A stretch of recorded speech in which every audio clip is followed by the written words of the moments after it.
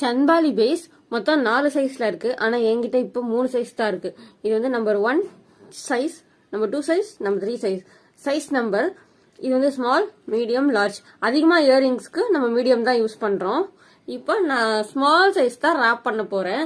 ஏன்னா ஒருத்தவங்க கமெண்ட் பண்ணியிருந்தாங்க, இது ராப்பிங் பண்ணும்போது விழுகுது நூல், ராப்பிங் ஒழுங்கா பண்ண முடியலன்ற மாதிரி சொல்லியிருந்தாங்க. நான் மேல க்ளூ போட்டு பண்ணுங்கன்னு சொல்லியிருந்தேன். அது எப்படி பண்றதுன்னு தான் இப்ப காட்ட போறேன்.